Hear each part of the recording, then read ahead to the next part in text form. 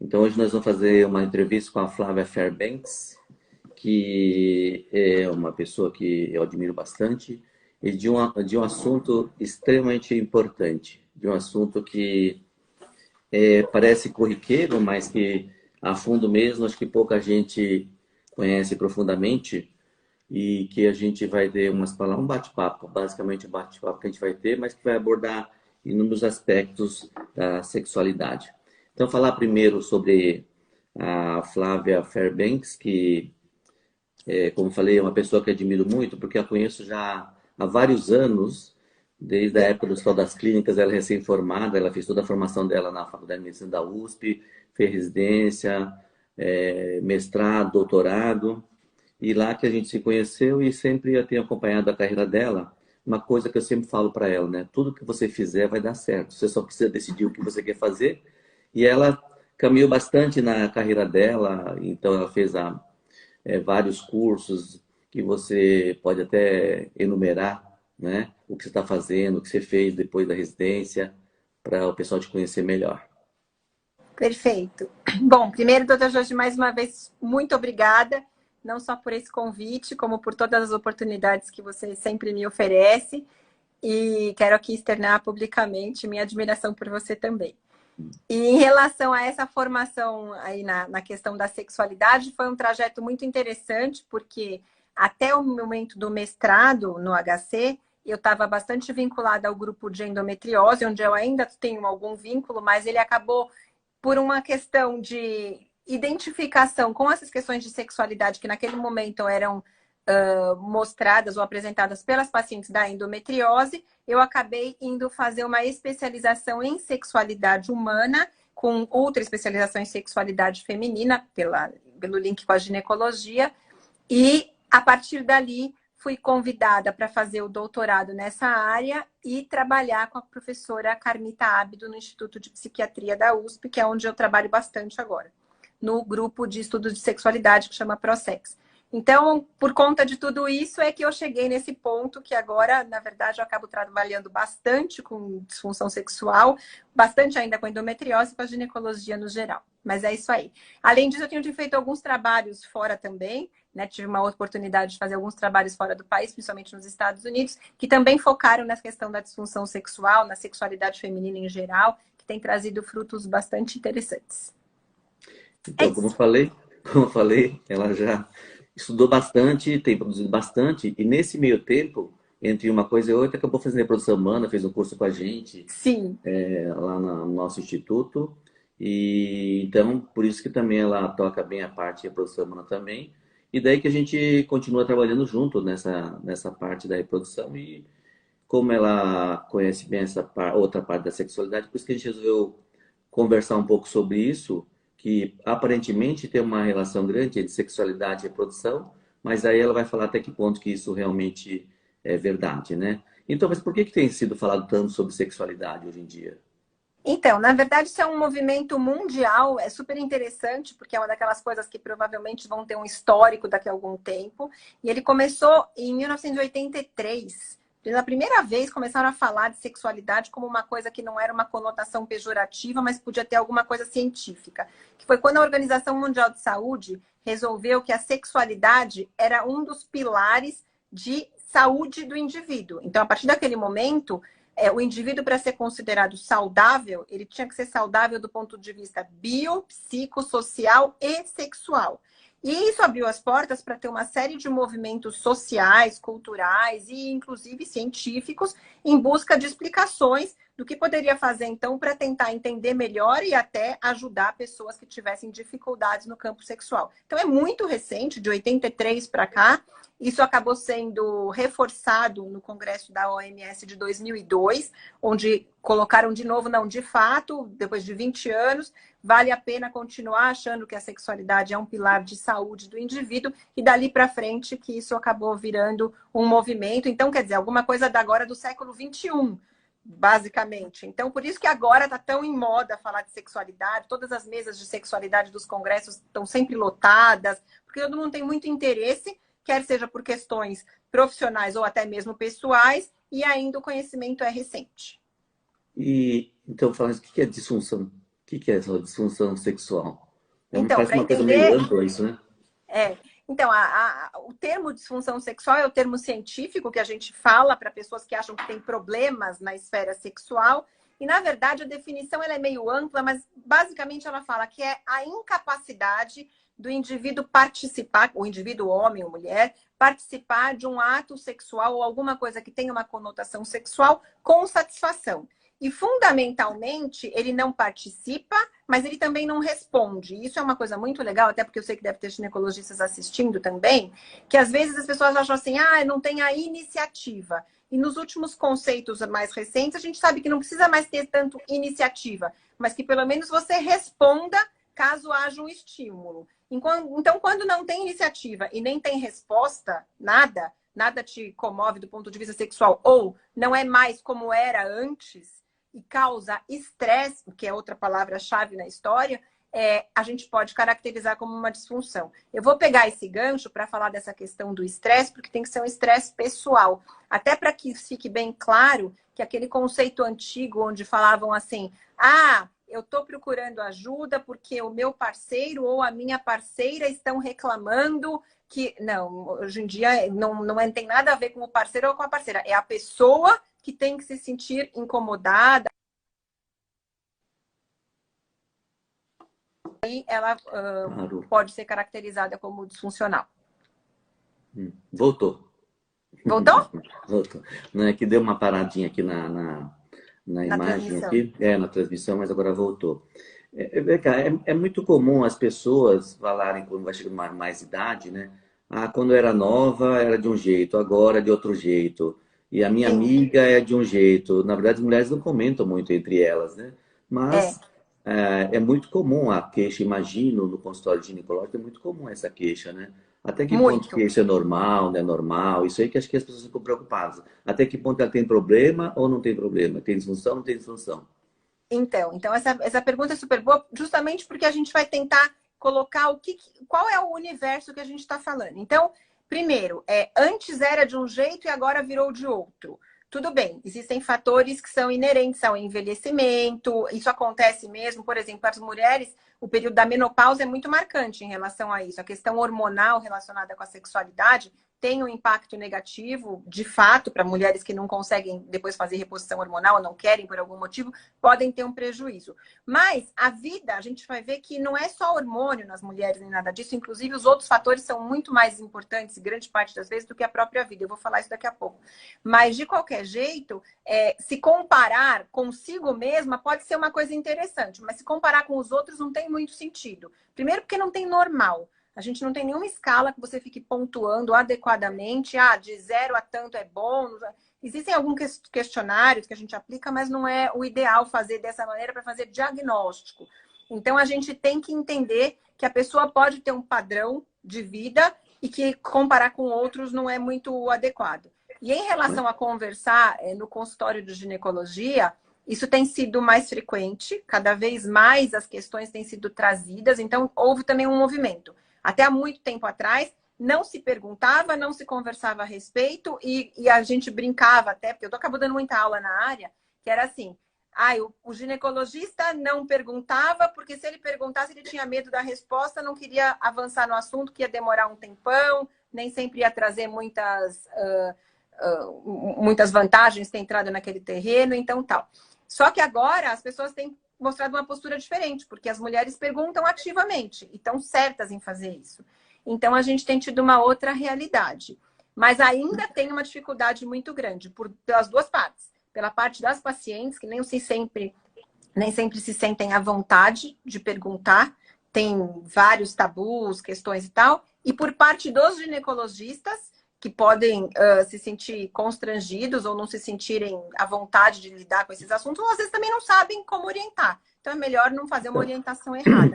Então os dois lados acabam sendo comuns de acontecer. Mas como que a mulher vai saber se ela realmente, se ela tem uma disfunção sexual ou não? Deve se explicar melhor, porque a pessoa estressada, logicamente, deve diminuir essa parte, ou se não, se ela quer engravidar também, a paciente, porque nesses dias de dificuldade, isolamento, tem várias situações. Sim. Como é que ela vai saber se ela tem uma disfunção sexual E seria tão importante saber ou simplesmente procurar o médico vai chegar e vai explicar qual que é a posição? Então, a primeira coisa, na verdade, é assim, se ela está se sentindo incomodada, se a dúvida passou pela cabeça dela, ela tem que procurar alguma orientação. E normalmente a melhor orientação seria especializada. A sexualidade, na verdade, ela acaba sendo abordada por uma equipe multiprofissional. Não são só médicos que fazem isso. Então, psicólogos, fisioterapeutas, terapeutas especializados também podem fazer o diagnóstico. Então, a primeira coisa é, a queixa, eu tenho a dúvida se eu tenho a queixa. Acho que eu não estou funcionando mais como eu funcionava anteriormente. Aconteceu alguma coisa na minha vida que não está funcionando adequadamente. Muito bom. Aí você chega num profissional. Esse profissional vai fazer uma conversa especializada, é uma anamnese, uma entrevista especializada. Então, tem uma série de perguntas que vão ser feitas, que vão envolver o histórico da vida da pessoa, crenças, mitos, tabus, aspectos religiosos, aspectos culturais, tipo da criação dessa pessoa, tudo isso interfere. Então, é uma consulta que acaba sendo um pouco diferente de uma consulta médica habitual, porque tem que ter muitos elementos para a gente entender o que está acontecendo.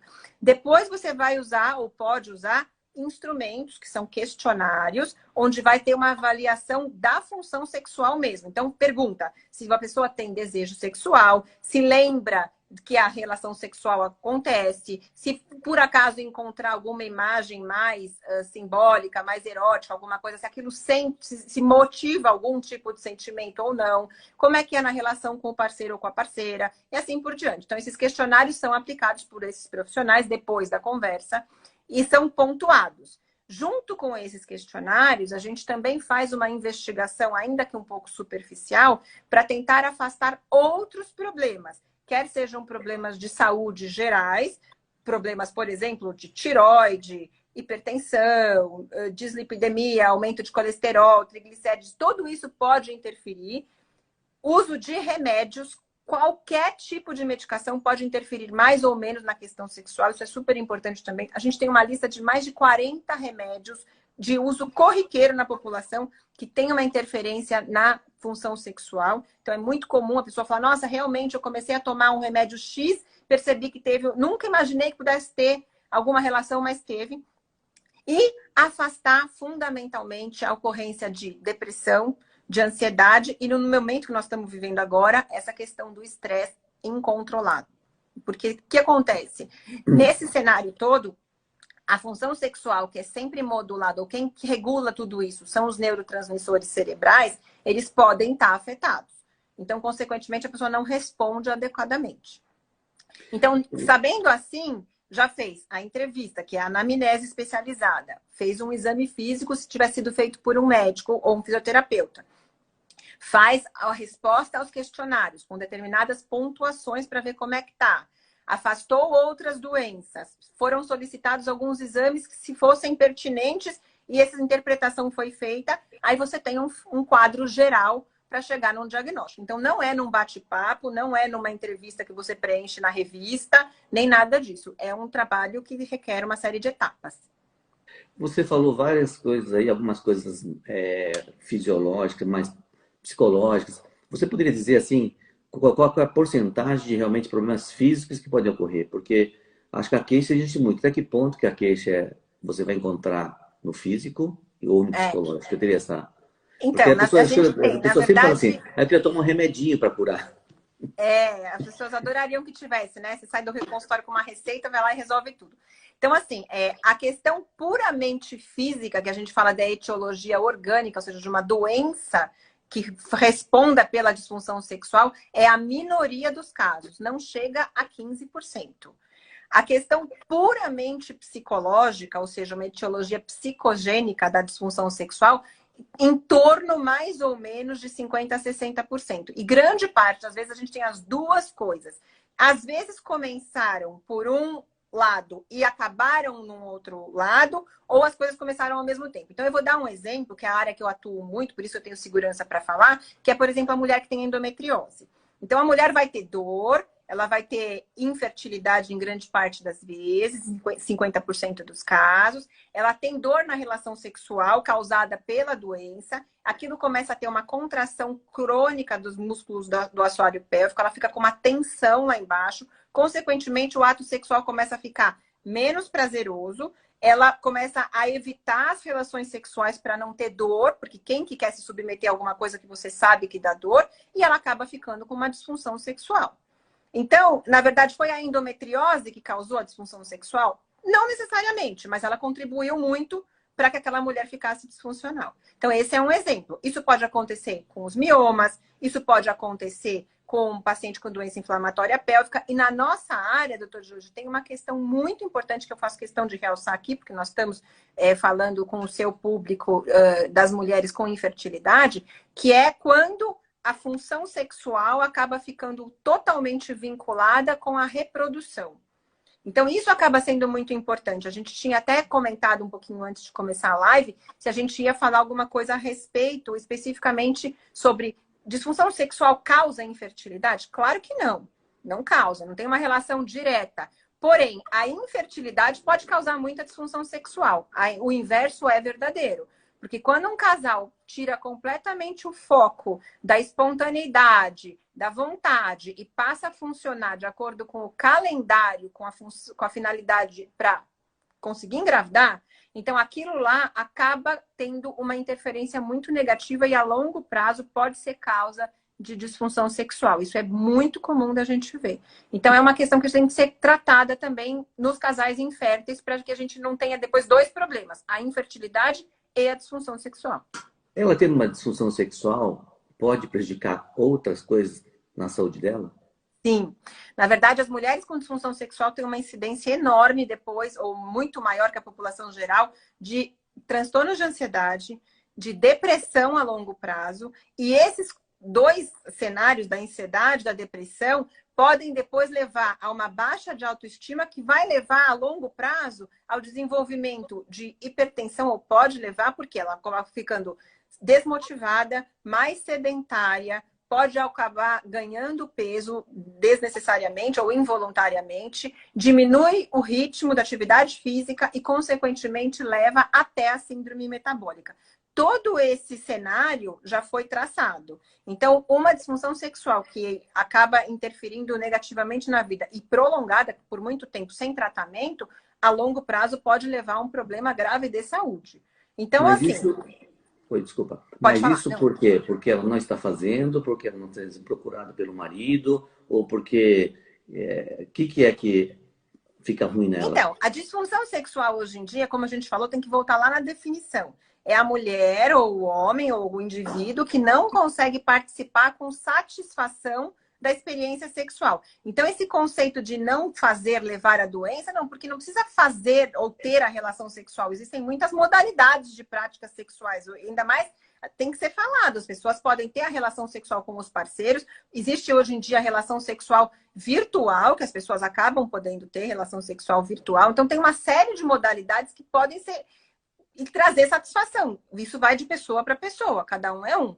Agora, quando nada disso é satisfatório e a pessoa começa a ter frustração ou insatisfação com sua vida sexual, tenha ela a prática que for, aí ela está num quadro de disfunção. Então, não tem muito mais esse conceito de fazer ou não fazer. É não viver a sua própria sexualidade adequadamente.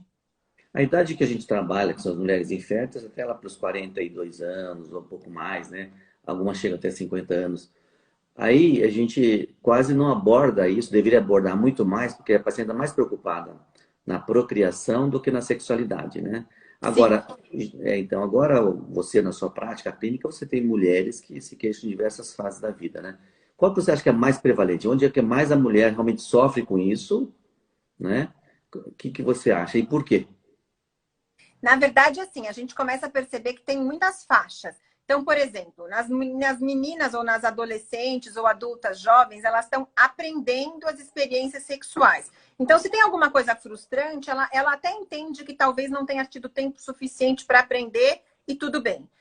As mulheres adultas, já numa idade intermediária, ali na casa dos 30 anos, 30 e poucos anos, estão no auge das vivências sexuais. Teoricamente, ela acha que ela já viveu o suficiente, a maioria, pelo menos, que já tem bastante conhecimento e que poderia estar vivenciando algumas questões. Então, dali para frente, que podem começar as frustrações e ela pode começar a querer buscar ajuda. E aí o ápice que a gente vê das queixas seriam das mulheres dos 40 anos em diante, com um ápice mais intenso ainda nas mulheres perimenopausa, porque o evento da menopausa, as disfunções hormonais, agravam as disfunções prévias dessas mulheres. Então, agora, o que me perguntam muito no consultório, ou sei lá, em palestra, mas a menopausa é a causa? Não, a menopausa, em alguns casos, ela até pode ser a causa, mas normalmente ela só agrava um problema anterior. É muito difícil uma mulher chegar na época da menopausa, teve uma vida sexual maravilhosa a vida inteira,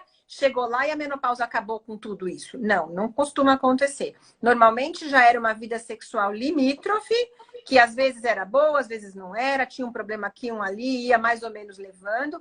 Já se sabia ou imaginava ter algum problema que nunca foi abordado. E aí, quando vem a falta dos hormônios na época da menopausa, isso daí agrava a questão anterior e pode ter aí o estabelecimento de um quadro disfuncional que vai juntar com as questões da menopausa, do climatério, e vai ficar ali uma coisa um pouquinho mais difícil de tratar. Então, por falar nisso, né, esse isolamento, esses testes estão ocorrendo, tem mulheres que são profissionais, que estão vendo que a sua parte profissional está ruim por causa desse isolamento, isso deve atrapalhar a parte psicológica. E você acha que para essas mulheres tomar um hormôniozinho não melhora? Então, na verdade, assim, o que a gente sabe é que a reposição hormonal, por exemplo, na mulher pós-menopausa que precisa usar o hormônio ou tem indicação de usar o hormônio, ela ajuda. E hoje em dia a gente tem até liberdade de indicar a reposição hormonal baseada em queixas sexuais, o que é uma novidade. Até algum tempo atrás não entrava no escopo das indicações de reposição hormonal se a mulher tivesse disfunção sexual. Mas você não tem onda de calor, não tem insônia, não tem secura vaginal, você não precisa do hormônio. Mas eu tenho a questão sexual. Mas só isso não justifica. Esse era um pensamento antigo. Hoje em dia isso pode ser revisto. Tá? De acordo com o caso e com a necessidade da mulher, ela pode usar sim, tá? Eu vi que tem uma pergunta ali, que acho que já subiu umas 2 ou 3 vezes, a respeito de antidepressivo. Que eu acho... Você está anotando as perguntas? Eu estou anotando. Daqui a pouco... então tá bom. Daqui a pouco a gente responde. Daqui a pouco a gente fala sobre isso aí. Eu queria falar, eu dei um sorriso aqui, porque esse hormôniozinho, eu estou falando testosterona, porque muitas mulheres pedem por testosterona. Aí elas ficam musculosas, ficam com a voz grossa. Então... Você acha que é bom, não deve? Como que é essa questão? Então, a indicação da testosterona para reposição exclusivamente de desejo sexual só está indicada na mulher pós-menopausa que não resolveu com a reposição hormonal tradicional. Então, hoje em dia, é muito mais fácil você repor a mulher na pós-menopausa e associar a testosterona também para melhorar as questões sexuais. Nas mulheres na pré-menopausa, a mulher que menstrua ainda normalmente tudo e que não tem, ou está com queixa de falta de desejo sexual e tudo, não tem espaço para repor testosterona. Não é a testosterona que vai resolver. Muito pelo contrário, a gente vai ter provavelmente ou pode ter alguns efeitos colaterais, ela até pode ter alguma melhora, mas você não tem segurança para fazer essa prescrição. O que a gente precisa nesse caso é fazer todo aquele rol do que a gente falou, da entrevista, da anamnese, do exame físico, afastar outros problemas, ver se ela não usa outros remédios que sejam interferência e depois chegar no tratamento que não vai passar por reposição hormonal se essa mulher ainda estiver na fase reprodutiva ou antes da menopausa. Então, estamos chegando aqui já a 25, né? E a gente quer terminar isso aqui em 30 minutos. Depois, em 30 minutos, quem quiser continuar, depois pode continuar um pouquinho mais, mas a gente queria terminar aos 30 minutos. Eu tenho mais uma pergunta e depois tem mais 2 perguntas que eu vi que foram perguntadas aqui para falar para você. Nessa pandemia tem isolamento social, aí tem a questão de ter relação sexual, deve ou não deve ter relação sexual, foi uma coisa que pode gerar alguma polêmica, né? E a gente sabe que não tem qualquer tipo de contraindicação de ter relação sexual, porque não tem essa transmissão. Até agora não tem nada que prove que pode se transmitir pelo sexo. Mas por que a relação sexual pode ser assim, não contraindicada, mas pode ter alguma restrição em relação a isso? Daria para você explicar melhor em relação a isso? Não, sem dúvida. Isso até, inclusive, foi motivo de uma nova revisão. Eu faço parte do Comitê de Sexologia da FEBRASGO, a Federação Brasileira de Ginecologia e Obstetrícia. A gente teve um primeiro posicionamento logo no começo da pandemia, onde de fato pouco se conhecia do assunto, e inclusive até a própria sociedade tinha ficado temerosa e falou que por um primeiro momento, enquanto não houvesse grandes esclarecimentos, talvez fosse melhor evitar a relação sexual. Isso foi revisto e agora, na semana passada, foi publicado um novo documento onde a relação sexual entre os parceiros da mesma casa, que coabitam, um parceiro fixo, que teoricamente está exposto aos mesmos riscos do que a parceira ou vice-versa, essa relação sexual estaria liberada. De fato, não teve comprovação até o momento de que o sêmen ou a secreção vaginal sejam potenciais transmissores do coronavírus. Porém, numa relação sexual, teoricamente, se não for adotada nenhuma prática muito diferente, existe uma proximidade muito grande das vias aéreas, das mucosas, de beijos, abraços, boca, trocas de secreções. Então, isso aumentaria a chance de uma transmissão caso um dos parceiros estivesse sendo um portador assintomático ali e não soubesse naquele momento. Então, na verdade, ainda tem essa recomendação de tentar, por isso, manter o mesmo parceiro, parceiro fixo, aquele que está junto com você, que coabite, porque, teoricamente, se estão fazendo quarentena juntos, estão expostos juntos à transmissão ou ao risco de transmissão. Mas se tiver um dos parceiros que não está fazendo uma quarentena correta, ou está se expondo por uma necessidade profissional, ou seja lá ela qual for, aí essas recomendações vão ter que ser revistas caso a caso. A gente sabe de casais, inclusive, onde que estão precisando fazer um afastamento forçado, onde um dos membros é profissional da saúde, por exemplo, de qualquer área, e que de fato está indo para o hospital, voltando, indo, voltando, e está tentando preservar a sua família, a sua parceria e assim por diante. Então estão fazendo isolamentos, porque de fato a gente não consegue saber quem está incubando o vírus aí naquele período em que ele é assintomático. Tem uma pergunta que está, inclusive, na tela agora, e para quem está tentando engravidar, né, em relação sexual e tal. Recentemente saiu uma norma da FEBRASGO, né, falando que se der para adiar, melhor adiar, engravidar naturalmente, porque não se sabe se vai ter algum problema na hora de se engravidar, depois precisar ir para o hospital, se tiver cheio de gente com Covid. Esse que é o grande problema. O problema não é engravidar, não engravidar. O problema é ter complicações na gravidez inicial, que pode existir. Você pode ter uma ectópica, pode ter um problema que vai te obrigar a ir para o hospital. E o hospital está lotado de gente com Covid. Por isso que é melhor, dando para postergar, posterga. Agora, não tendo jeito, aí a gente está até autorizado a tratar, né? Até os casos de reprodução humana, a gente não pode transferir, mas pode fazer alguns tratamentos, né? Paciente com câncer, paciente que o atraso pode atrapalhar a gravidez dela futura, quer dizer, então isso a gente pode fazer, esse tipo de tratamento. As clínicas estão abertas para algumas eventualidades, não estão todas fechadas, e então isso é um recado importante para a gente. Agora, para vocês também. Agora, rapidamente, né, são perguntas que foram aparecendo aqui. Uma está falando se o desentendimento entre o casal pode dar distúrbio sexual. Esse é um assunto super importante, porque uma das perguntas chaves que a gente faz para os pacientes no consultório ou no ambulatório, seja lá onde for, começa a se queixar, você fala, como vai o seu relacionamento? Porque é impossível um casal numa parceria já estabelecida, um pouco mais longa, que você tenha uma vivência sexual adequada, satisfatória, se o relacionamento vai muito mal. Isso pode acontecer com relacionamentos passageiros, mas a partir do momento em que a relação já é mais estabelecida, a qualidade do relacionamento tem uma interferência direta na qualidade lá da vivência sexual ali do casal. Então tem toda a razão, pode ser sim. E agora com esse isolamento, melhorou ou piorou o relacionamento? A gente tem tido umas notícias difíceis aí, né? Assustadoras, inclusive, do índice de violência doméstica, que está aumentando. Era uma questão que até algum tempo não se falava mais tanto, mas a gente tem tido casais que têm graus de dificuldade. Tem aqueles que começaram a se reconhecer, porque mal se viam, parecia o sol e a lua, né? Um entrava, outro saía, então de vez em quando se encontrava, e aqueles encontros bem rápidos já eram ok.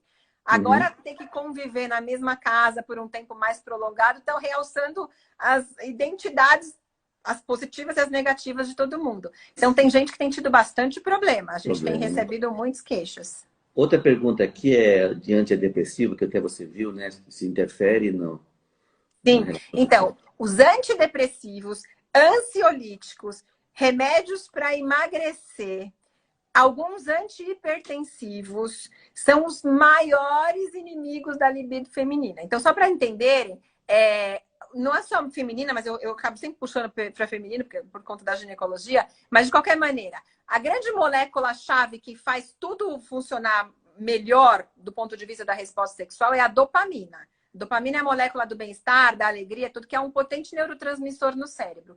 Então, qualquer medicação que interfira na dopamina, ou que seja um antidopaminérgico, brigue com a dopamina, pode ter uma interferência negativa na resposta sexual. E os antidepressivos são capitães em fazer isso, bloquear ali a liberação da dopamina. Então, é um dos principais efeitos colaterais. Os psiquiatras sabem disso e normalmente se preocupam com esse aspecto. A psiquiatria mais moderna se preocupa muito com isso. Começou o antidepressivo, eles vão ter que olhar depois para a função sexual daquela pessoa, porque senão ela pode ficar dupla, não resolver o problema da função sexual. Perfeito. Você gostaria de falar mais alguma coisa? Não, eu queria só te agradecer de novo a essa oportunidade da gente conversar sobre sexualidade. Assim, às vezes a gente está falando tanta coisa que é tão óbvia, mas quando as coisas ficam mais organizadas, pode ser que o público aproveite mais. Então, e obrigada de novo pela parceria aí de nem sei mais quantos anos, já é quase da vida. Obrigada de verdade. Então, na verdade, sim, até o pessoal tem falado aí, né, que está gostando dessa iniciativa. A gente vai fazer todas as noites, às 19 horas, a gente vai fazer esse tipo de conversa, né, esse bate-papo, né? Então, para amanhã nós vamos ter a psicóloga Fátima, depois na quinta-feira o Zé Maria, que é professor da Universidade de São Paulo, de ginecologia. Depois tem o Rodrigo, que é um médico super bem-sucedido nos Estados Unidos, que vai falar sobre diagnóstico pré-natal. Então, são pessoas que tenho certeza que vocês vão gostar dessa entrevista. E o objetivo dessa entrevista é trazer conteúdos relevantes para as pessoas que estão aí em casa, isoladas. Então, por que não, às 19 horas, chegar e assistir uma conversa com pessoas que vou procurar pessoas interessantes, de formação, e que possam contribuir com material de boa qualidade. Vocês querendo mandar pergunta, pode mandar pergunta, que a doutora Flávia, tenho certeza que ela vai responder, e para a gente também.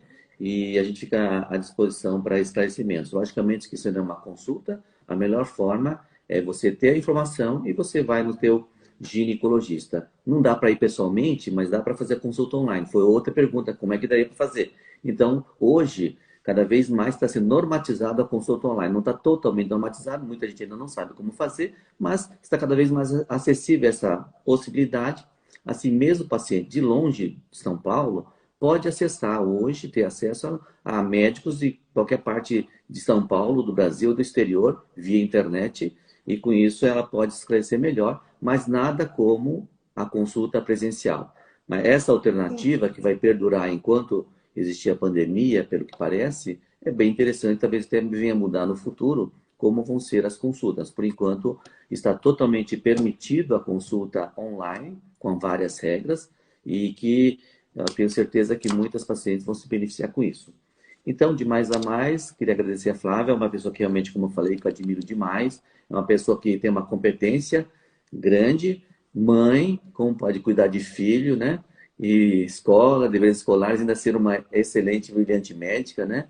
E também, hoje, tem um ótimo relacionamento também com a pessoa que ela gosta bastante, acho que é bacana isso tudo, né? Ter tempo para isso também. Muito! Então, isso é muito bacana, conforme eu falei, uma pessoa que eu admiro bastante, quero ter sempre ela por perto. Boa noite para vocês, eu também. então. Obrigada. E eu me disponho a responder aí o que tiver chegado que a gente ainda não conseguiu. Depois a gente manda as respostas. Podem ficar tranquilos. Ótimo. Tchau, tchau. Tudo de bom. Obrigada, Tojoji. Tchau, tchau. Tchau, tchau.